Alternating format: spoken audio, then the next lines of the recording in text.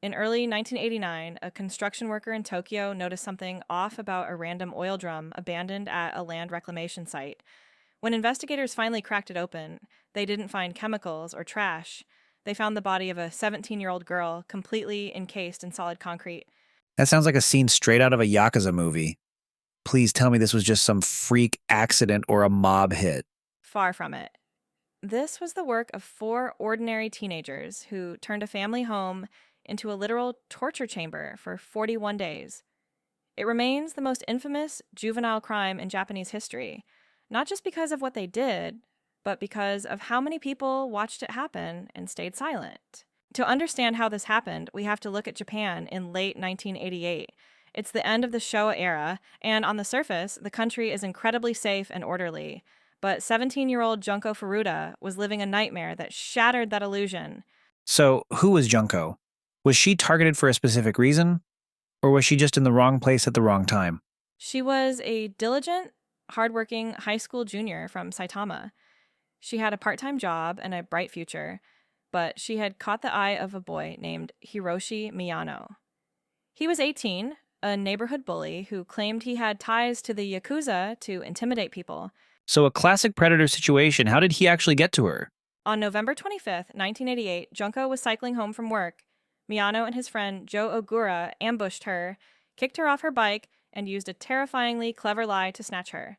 They told her they were actually protecting her from nearby gangsters and convinced her to come with them for her own safety. They played the heroes to kidnap her? That's chilling.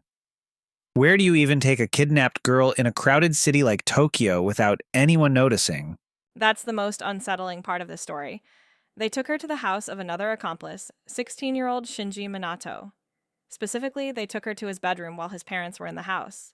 For the next 41 days, that house in Ayase became a site of systematic dehumanization. The boys forced Junko to call her parents and tell them she had run away with a friend so they wouldn't file a missing persons report. Wait, you said the parents were home? Are you telling me they didn't hear a girl being held captive in the room next door? They didn't just hear her. They knew she was there. They knew she was being held against her will. But Miyano threatened them, using his alleged Yakuza connections to cow them into submission. They chose to ignore the screams coming from their son's room to save their own skin. That is a staggering level of cowardice. What exactly was happening to Junko during those 6 weeks? It's some of the worst documented cruelty in modern history. These boys, along with dozens of their friends who visited the house like it was a tourist attraction, subjected her to over 100 instances of rape and torture.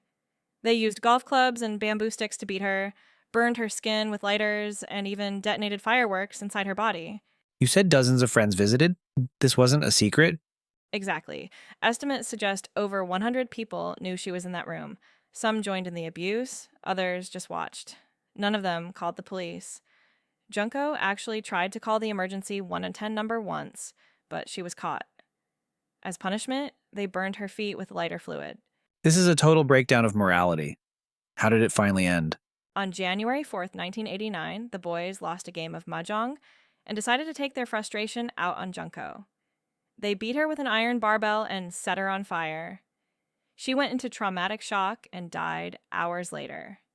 To hide the evidence, they put her in that 200-liter oil drum, filled it with concrete, and dumped it in Kota Ward. If they were so good at keeping secrets, how did they get caught? It wasn't detective work. It was a slip-up. 2 months later, Joe Ogura was arrested for a completely unrelated rape. During his interrogation, he started bragging. He confessed to the murder, thinking it made him look tough, and he led the police straight to the drum. The discovery of Junko's body sent Japan into a state of national mourning and rage. But the rage turned toward the legal system. Because the killers were minors, Japan's juvenile law protected their identities and prioritized rehabilitation over punishment. Let me guess, they didn't get life in prison. Not even close. The ringleader, Miyano, got 20 years, which was the maximum possible. The others got anywhere from 7 to 13 years.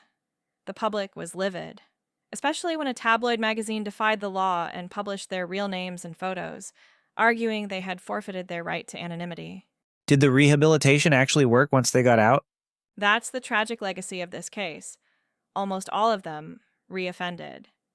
Joe Ogura was arrested again just 5 years after his release for another assault.